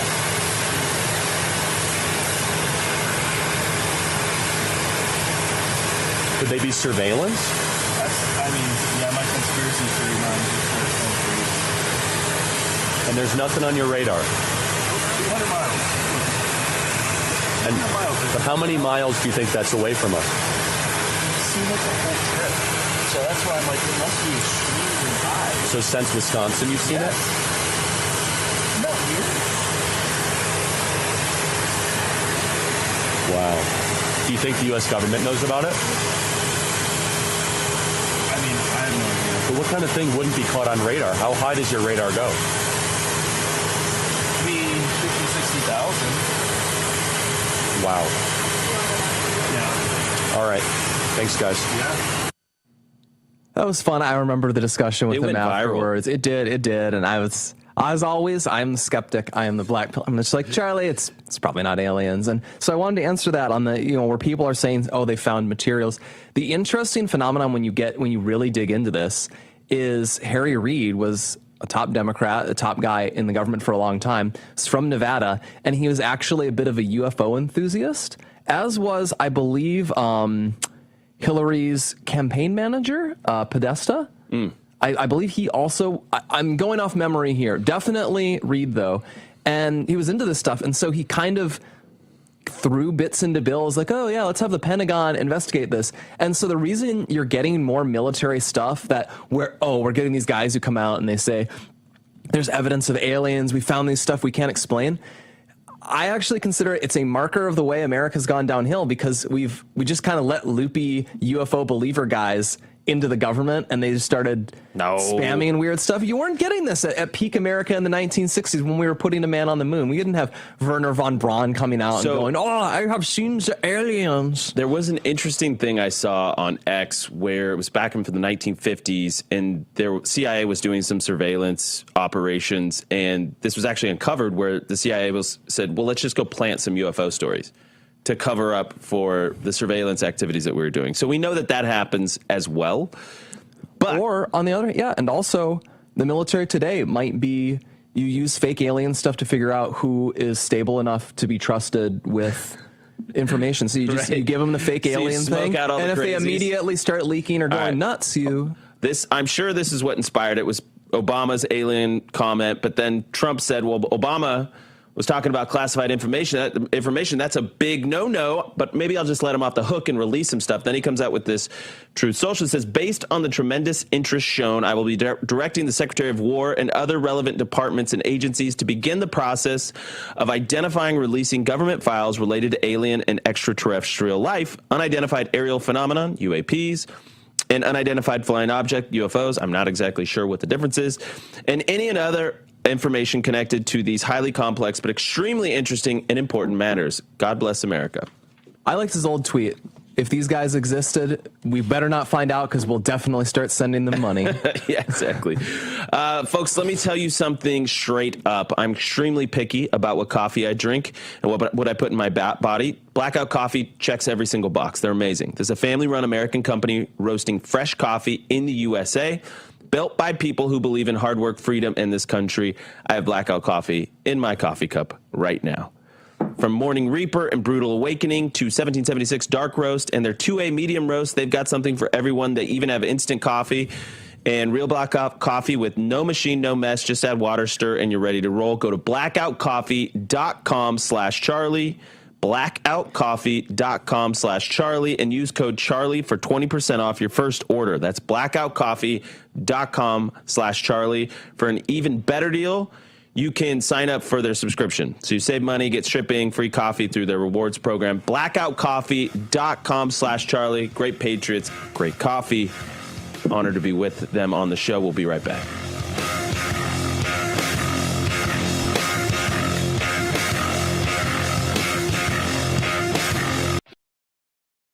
Real America's Voice is growing, and now it's all in one place. Introducing the new and improved RAV app, built for access, community, and choice, not paywalls. Here's the key. RAV is still free to watch. No sign-in, no membership required. Your favorite live streams, breaking coverage, and video on demand are all right there. Free, just like always. For the War Room Posse, we have to be a force multiplier on this. We have to stick the landing. In the White House, in the Oval Office, you're crushing it, my friend. And if you want more, the members section is your backstage pass. Get exclusive behind-the-scenes photos and videos, insider moments from the studio and the field, and early access to new content before it goes public. Members can also unlock special experiences like virtual meet and greets, member-only auctions, and select event access, plus commercial-free viewing of certain shows inside the app. It's not just an app, it's a community. Download the RAV app today. Find it in the App Store and Google Play. Welcome to Real America's Voice, Real Minute. Your quick look at the powerful stories of faith and freedom, inspiring audiences across the nation. Angel Studios presents. I'm Bo Davidson with your Real America's Voice, Real Minute. Did you ever wonder what truly happened in the COVID-19 pandemic and whether Anthony Fauci would ever be held accountable? I think we all have. Filmmaker Jenner First has an upcoming documentary that searches for truth, transparency, and accountability called Thank You, Dr. Fauci. Governments lie.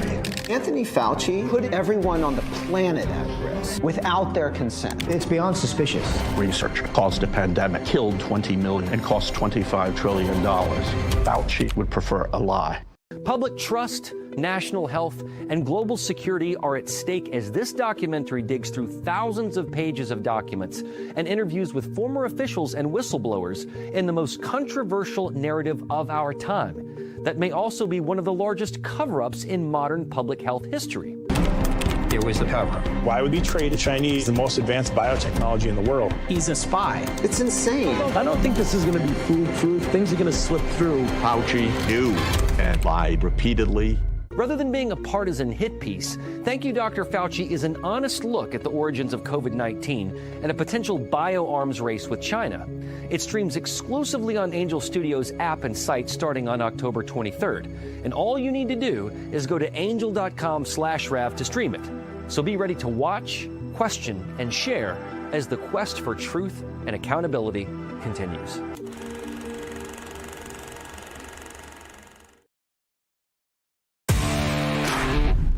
Hi, I'm Bridgie. And why do I love Rob? Well, even out here in the cornfields of Iowa, I still need news I can depend on. All right. We are keeping our eyes on that Trump tariff press conference. We're going to be watching it for you guys. As soon as it goes live, we'll take it. We'll throw to it. Private student loan debt in the United States totals about $300 billion, and $45 billion of that is labeled as distressed or defaulted. It's far too much. So many people are living in terrible financial straits simply because they took on too much debt for a degree that didn't matter to study things that couldn't get them a job. Absolutely awful situation. A lot of young people find themselves in that position. If that is you, or if you know somebody that is struggling under the burden of private student loan debt, please contact the good folks at yrefi.com or give them a call, 888-YREFI34 or yrefi.com. That's letter Y followed by refi.com. These are great, great people, really, truly salt-of-the-earth people that started this company to help young students get out from under the burden of private student loan debt. You will save thousands. They'll guarantee interest rates that are affordable, under 6%, and they're going to custom tailor a solution that matches your ability to pay. That's the key.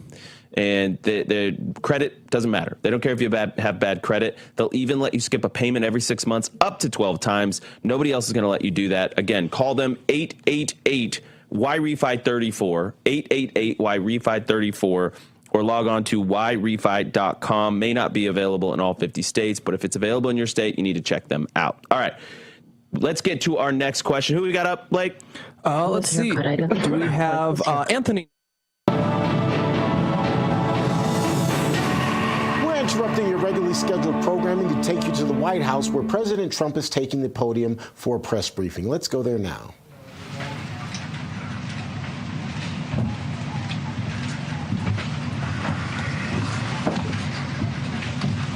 Wow, that's a lot of people. That's a new record. We set a record every time. Well, thank you very much for being here. The Supreme Court's ruling on tariffs is deeply disappointing, and I'm ashamed of certain members of the court, absolutely ashamed, for not having the courage to do what's right for our country. I'd like to thank and congratulate Justices Thomas, Alito, and Kavanaugh for their strength and wisdom and love of our country, which is right now very proud of those justices. When you read the dissenting opinions, there's no way that anyone can argue against them. There's no way. Foreign countries that have been ripping us off for years are ecstatic. They're so happy. And they're dancing in the streets, but they won't be dancing for long, that I can assure you. The Democrats on the court are thrilled, but they will automatically vote no. They're an automatic no, just like in Congress. They're an automatic no. They're against anything that makes America strong, healthy, and great again. They also are a, frankly, disgrace to our nation, those justices. They're an automatic no, no matter how good a case you have. It's a no. You can't knock their loyalty. It's one thing you can do with some of our people. Others think they're being politically correct, which has happened before far too often with certain members of this court, and it's happened so often with this court. What a shame. Having to do with voting in particular, when in fact they're just being fools and lapdogs for the rhinos and the radical left Democrats, and not that this should have anything at all to do with it. They're very unpatriotic and disloyal to our Constitution. It's my opinion that the court has been swayed by foreign interests and a political movement that is far smaller than people would ever think. It's a small movement. I won by millions of votes. We won in a landslide. With all the cheating that went on, there was a lot of it, but we still won in a landslide. Too big to rig. But these people are obnoxious, ignorant, and loud. They're very loud. And I think certain justices are afraid of that. They don't want to do the right thing. They're afraid of it. This was an important case to me, more as a symbol of economic national security. And also, I would say, just for our country itself, so important, because we're doing so well as a country. We've never done so well. The good news is that there are methods, practices, statutes, and authorities, as recognized by the entire court in this terrible decision, and also as recognized by Congress, which they refer to, that are even stronger than the IEEPA tariffs available to me as President of the United States. And in actuality, I was very modest in my ask of other countries and businesses because I wanted to do, and it's very important. I wanted to be very well behaved because I wanted to do anything. I didn't want to do anything that would affect the decision of the court, because I understand the court. I understand how they are very easily swayed. I want to be a good boy. I have very effectively utilized tariffs over the past year to make America great again. Our stock market has just recently broken 50,000 on the Dow, and simultaneously, and even more amazingly, broken 7,000 on the S&P, two numbers that everybody thought upon our landslide election victory could not be attained. Think of that. Nobody thought it was possible to do it within 4 years, and we did it in 1 year. They said, you'll never be able, you'll go back and you read the geniuses, read their statements, all of the Nobel Prize winners in economics. They said, no, you couldn't do it in 4 years. Well, we didn't do it in 4 years. We did it in 1 year. We broke every record in the book, and we're continuing to do so. Tariffs have likewise been used to end 5 of the 8 wars that I settled. I settled 8 wars, whether you like it or not, including India, Pakistan, big ones, nuclear, could have been nuclear. Prime Minister of Pakistan said yesterday at the great meeting that we had, the Peace Board, he said yesterday that President Trump could have saved 35 million lives by getting us to stop fighting. They were getting ready to do some bad things. But they've given us great national security, these tariffs have. And together with our strong borders, reduced fentanyl coming into our country by 30%. When I use them as a penalty against countries illegally sending this poison into our country to poison our youth, all of those tariffs remain. They all remain. I don't know if you know that or not. They all remain. We're still getting them, and we will after the decision. I guess there's nobody left to appeal to. But again, those 3 people, such respect. I've had a lot of respect for them anyway, but such great respect. But other alternatives will now be used to replace the ones that the court incorrectly rejected. We have alternatives, great alternatives. Could be more money. We'll take in more money, and we'll be a lot stronger for it. We're taking in hundreds of billions of dollars. We'll continue to do so. To show you how ridiculous the opinion is, however, the court said that I'm not allowed to charge even $1. I can't charge $1. Can't charge $1. I would have used 1 penny, but we don't make the pennies anymore. We save money. Can't charge $1 to any country under IEEPA. Not $1. I assume to protect other countries. This must have been done to protect those other countries, certainly not the United States of America, which they should be interested in protecting. That's what they're supposed to be protecting. But I am allowed to cut off any and all trade or business with that same country. In other words, I can destroy the trade. I can destroy the country. I'm even allowed to impose a foreign country-destroying embargo. I can embargo. I can do anything I want, but I can't charge $1. Because that's not what it says. And that's not the way it even reads. I can do anything I want to do to them, but I can't charge any money. So I'm allowed to destroy the country, but I can't charge them a little fee. I could give them a little 2-cent fee, but I cannot charge under any circumstances. I cannot charge them anything. Think of that. How ridiculous is that? I'm allowed to embargo them. I'm allowed to tell them you can't do business in the United States anymore. We want you out of here. But if I want to charge them $10, I can't do that. It's incorrect. Their decision's incorrect. But it doesn't matter because we have very powerful alternatives that have been approved by this decision. You know, they've been approved by the decision for those that thought they had us. And they're saying that I have the absolute right to license, but not the right to charge a license fee. So think of that. I have the right to license, which is a very powerful word. In many ways, license is more powerful than tariffs. In fact, I was thinking about using it. But they came up with the idea that I can license, just like the people that were opposing me told them to do. but not the right to charge a license fee. Think of that. Who ever heard of such a thing? What license has ever been issued without the right to charge a fee? You get a license, you charge a fee. It's automatic, but not with this court. But now the court has given me the unquestioned right to ban all sorts of things from coming into our country, to destroy foreign countries. But a much more powerful right than many people ever thought we even had, but not the right to charge a fee. How crazy is that? Our country is the hottest country anywhere in the world right now. And it was a dead country 1.5 years ago under an incompetent president. But now I'm going to go in a different direction, probably the direction that I should have gone the first time, but I read the language. I'm very good at reading language, and it read our way 100%, but now I'll go the way I could have gone originally, which is even stronger than our original choice.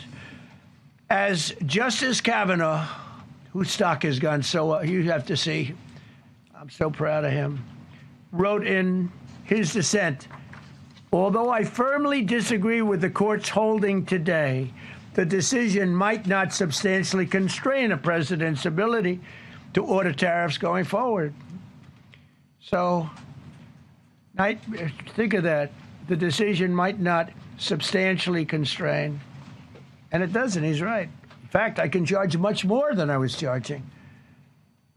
So I'm going to just start. Although I firmly disagree with the court's holding today, the decision might not substantially constrain a president's ability to order tariffs going forward.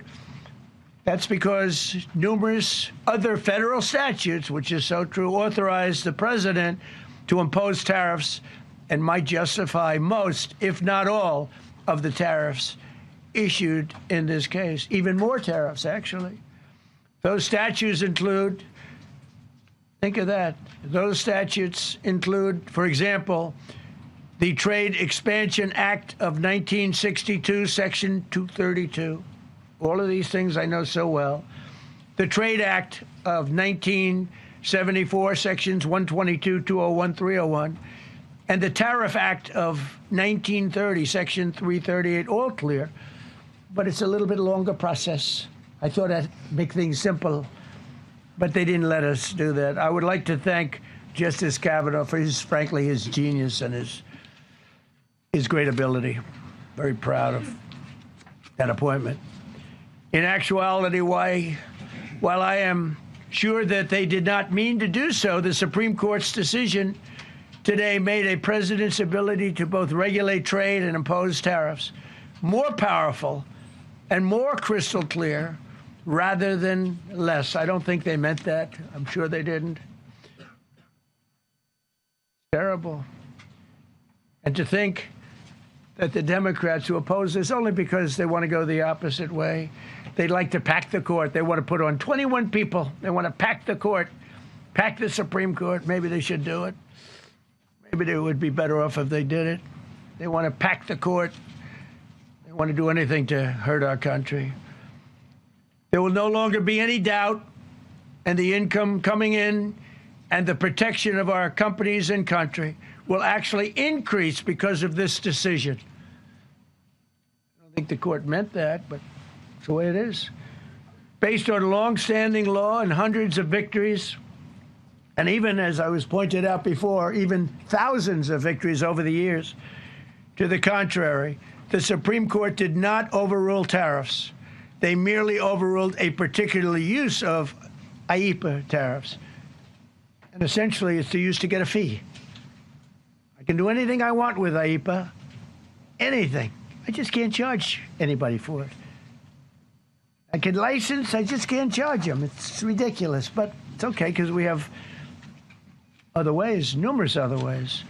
The ability to block, embargo, restrict, license, or impose any other condition on a foreign country's ability to conduct trade with the United States under IEEPA has been fully confirmed by this decision.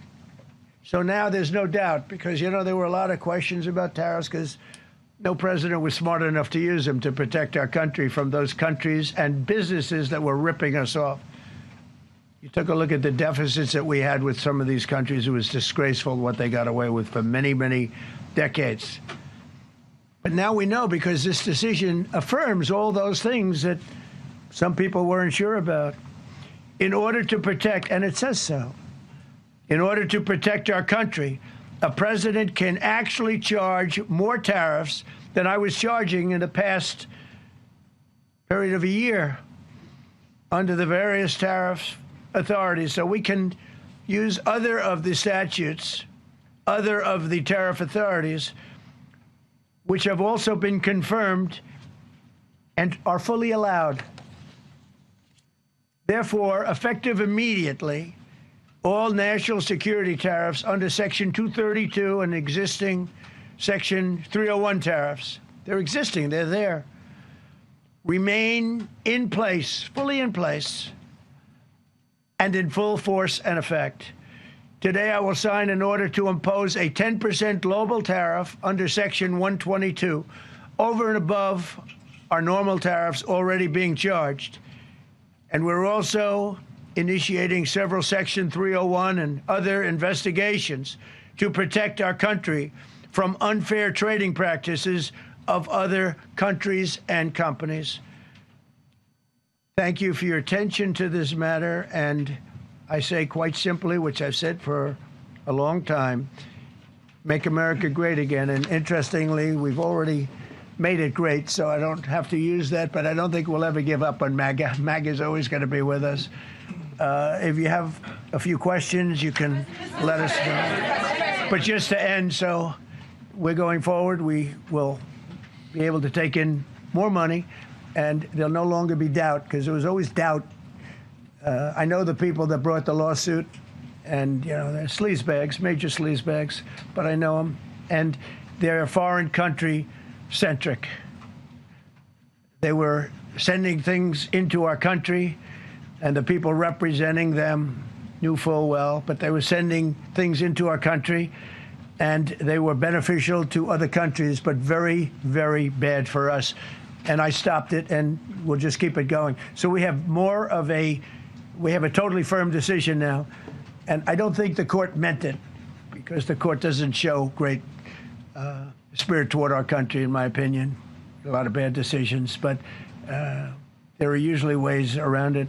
This is something we could have done, as Justice Kavanaugh said, we could have done this originally, but we're doing it now, and the numbers could be far greater than the hundreds of billions we've already taken in. Yeah, please. Thank you, Mr. President. Mr. President, I'm very curious. You've spoken about Thank you so much, Mr. President. Justice Thomas and Alito, as you know, are the most conservative constitutional justices.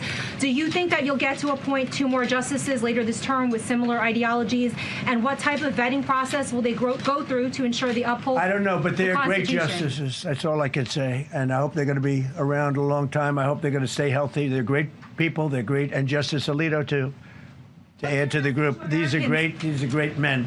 Right. With a great love of our country and a great understanding of the law.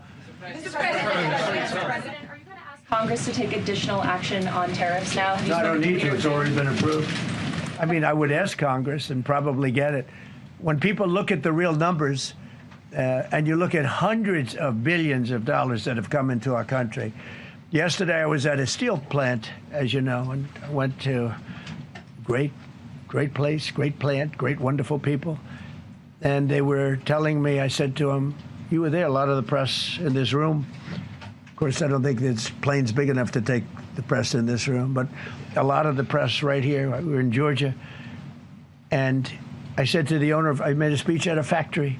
They make steel products. And I said, how are you? Nice to meet you. How's business? President, I'd love to kiss you. This is a very powerful man. I don't want to be kissed by that man, but a very powerful, strong man. He's been in the steel business for many years. His father started it. And he said, sir, I want to kiss you. I said, why? He said, because we were down to working 1 hour a week, and then you came in and imposed tariffs, and all of that foreign junk that they were dropping into our country stopped.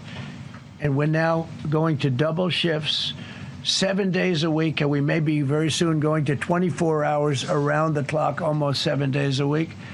He said, sir, I want to kiss you so badly. And I said, no, thank you. But you know what? He just to finalize it, he said, oh, this is a great place in Georgia. He said, all up and down the highway, same exact answer, sir. We're all going out of business. We're going to go bankrupt. We're all going out of business. And now every one of us are thriving, and we're hiring people like we haven't. He said, like I've never, and he's been in business for, I think, 45 years, like we've never hired before. That's because of tariffs. And we're going to keep it going the same way. And you're going to start to see the results in a year from now when all those factories start that are under construction right now. You see all the construction numbers are so good. Those construction workers are building factories that are going to be open, including not only AI, which is big, but car plants coming in from Canada, who ripped us off for 30% of our market. Mexico ripped us off for a big portion. Over the years, they've taken our market. They've taken our cars. They manufacture them in Japan, Germany, and all over the place because nobody's standing in this position. The position I have as President of the United States had the insight, the courage, well, I don't know what it is, to charge tariffs. You can make your product outside. You can put our people out of business. You can put everybody on the unemployment rolls. But if you're going to make a car in some other country, you're going to pay a 15, 20, 30% tariff. And those things would have never happened. We wouldn't have lost our business. Same thing with, as an example, Taiwan. Taiwan came in. They stole our chip business. They make chips. For 30 years longer, they made chip, and they put our companies. Intel would be now the largest company. I saved Intel. I literally saved it at the beginning of this administration. And now all those companies in Taiwan are building factories in Arizona, Texas, and various other places because they don't want to pay tariffs. They're all pouring into the United States. But just like that great patriot said yesterday, sir, what you've done, nobody thought was possible. And Steve Moore, a highly respected economist, came into my office yesterday. He said, you've done something nobody's ever done. 22 Nobel Prize winners in economics said we would right now be in a recession. And you said, no, we're going to have a booming country. We're going to have a booming country. You were right. All 22 were wrong, and you were right. This country is booming, and it's booming because of the election on November 5th, and it's booming for another reason. It's booming because of tariffs. Yeah, please, go ahead. What will you say ahead of the decision that if the Supreme Court please, rules? go ahead. Thank you, Mr. President. What will you say to foreign nations who seek to renegotiate their deals? And what did you mean a moment ago when you said that the Supreme Court has been swayed by foreign interests? Well, I think that foreign interests are represented by people that I believe have undue influence. They have a lot of influence over the Supreme Court, whether it's through fear or respect or friendships, I don't know. But I know some of the people that were involved on the other side, and I don't like them. I think they're real slime balls. And got to do what's right for the country. You got to do what's right for the Constitution. That's why I respect so much Justice Thomas and Alito, Kavanaugh, because they not only dissented, their dissent is so strong. When you read their dissent, you know, a lot of times you'll read a dissent and it's like, well, you don't know, it could go either way. There's no other way. The good news is, it's like Justice Kavanaugh said, very strongly said, you have other ways you can go. You don't have to go that way. You can go other way. There are numerous other ways you can go. And frankly, this should have been done by presidents many years ago. They allowed our country to be eaten alive. We lost 50% of our car business. We used to make cars. We made all the cars. And then Mexico came, Canada came, and Japan and Germany. But they're all coming back now. They're all coming back at record levels. No, please. I'm not talking to you. I don't talk to CNN. It's fake news. Go ahead. Mr. President, yesterday you made the case that the economy is the hottest it's been in a long time. Right. January jobs report beat expectations. CPI report beat expectation. Real wages are up. What would you tell Americans who are worried that this decision will kind of throw the economy that you have projected going in the right direction at a very rapid pace off track? Well, thank you for the question. And I will say this. We really are at a very important point. I've been waiting for this decision so long. They could have made this decision a long time ago. Not complex. They're wrong on it. It's a ridiculous decision, but they should have released this a long time ago. We waited months, and that gave uncertainty. Now we have certainty, and I think you're going to see the country get much stronger because of it. Look, we were ripped off by almost every country in the world. If you look at the surpluses, almost every country in the world that did business with us, our people were stupid. And I blame presidents for it because they're ultimately the leader. We were being ripped off by almost every single country in the world had some massive surpluses. China had hundreds of billions of dollars in surpluses with the United States. They rebuilt China. They rebuilt the army. We built China's army by allowing that to happen. I have a great relationship with President Xi, but he respects our country now. Now, what we've done, I charged China a 20% tariff as a penalty for sending fentanyl in. And that was 20 times more than they could make by selling fentanyl. And I said, you know, at some point you're going to say, like, and they have reduced it. You know, fentanyl is down by more than 30% coming into our country. Part of that is our strong border. We have a strong border now. But thank you. Thank you for your question. Mr. President, sir, you warned once in a social media post that if the Supreme Court did this, shot down your tariffs, the U.S. would be, quote, financially defenseless. Are we financially defenseless right now? No, because we're doing something in a different way. We're doing something in a very powerful way, and we're using things that some people thought we should have used in the first place. But it's more complicated. It's a little more complicated. The process takes a little more time, but the end result is going to get us more money, and I think it's going to be great. Yeah, please. Peter, go ahead. Thank you, President Trump. So, since Liberation Day, there's about $175 billion in tariff revenue that is now in limbo. Do you have to refund $175 billion? Think of it, Peter. Very fair question. They take months and months to write an opinion, and they don't even discuss that point. We've taken in hundreds of billions of dollars, not millions, hundreds of billions of dollars. And so I said, well, what happens to all the money that we took in? It wasn't discussed. Wouldn't you think they would have put one sentence in there saying that keep the money or don't keep the money, right? I guess it has to get litigated for the next 2 years. So they write this terrible, defective decision, totally defective. It's almost like not written by smart people. And what they do, they don't even talk about that. Your question is very basic. That was the first question I asked also to make you feel good. I said, what about all the money that we've taken in? Sir, they don't discuss that. How crazy is that? What you're saying is, are you saying that you don't plan to honor refunds for companies that file for them? I just told you the answer, right? I told you the answer. It's not discussed. We'll end up being in court for the next 5 years. Go ahead, Green. Thank you, Mr. President. When you are talking about the relationship with countries that you have sought trade deals with, do you anticipate that they will seek to renegotiate those? What do you say to them? And do you view this as a potential undermining power for your we're negotiations? going straight ahead with 10% straight across the board, which was the absolute right to do. And that's taking place. That's a lot of money coming into our country. And then during that period of about 5 months, we are doing the various investigations necessary to put fair tariffs or tariffs, period, on other countries. So we're doing that period, but we're immediately instituting the 10% provision, which we're allowed to do.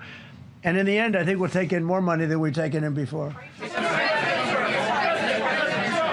President, you've used the tariff revenue to pay for a host of federal policies. You claim that they will pay for them. What happens well, to like those the things? farmers. We took care of farmers. You know, the farmers were mistreated by foreign countries very badly, very, very badly.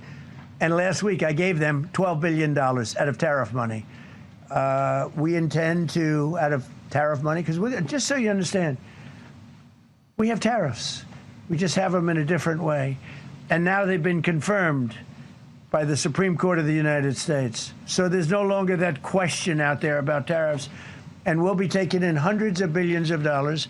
And countries that have treated us badly will have to pay a price for treating us badly. And countries that have been good to us will be treated very well. We just left the top person in a place called Vietnam, just left my office. Great gentleman. strong and smart. He said, you know, I think this means you're allowed to charge us more tariffs than before. And Canada said to Jameson, I might want to say it, Jameson, but Canada said, I hope you win this decision, because if you don't win, you'll actually be allowed to charge us, with a little additional work, higher tariffs. Jameson, you want to comment on that? Yes, sir. So to the president's point, we have a lot of tools out there. We have Section 122, which will be implemented today. It will be signed today and implemented very shortly. We have Section 301 investigations, which are incredibly legally durable, where we can investigate and address unfair trading practices that have led to our huge trade deficit. And so you can look forward in the coming days and weeks to seeing all of that come out, and we're going to keep continuity in the program. We're going to keep addressing this so that the deficit can keep going down. That's the trend it has, and we can make America great again. No. Several of Republicans in Congress have supported this decision by the Supreme Court, and Hakeem Jeffries, the Democratic leader, has called you a wannabe king. Why wouldn't him a low IQ? But why wouldn't he? Doesn't even know. And I watched him the other day interview. The guy doesn't even know what a tariff is. But there's been bipartisan criticism. No, not bipartisan. Of the tariff. Excuse me. There's several Republicans people have said that. Yeah, But why wouldn't you just work with Congress to come up with a plan? I don't have to push tariffs. I have through? the right to do tariffs, and I've always had the right to do tariffs, and it's all been approved by Congress. So there's no reason to do it. All we're doing is we're going through a little bit more complicated process. Not complicated very much, but a little more complicated than what we had. We'll be able to take in tariffs, more tariffs.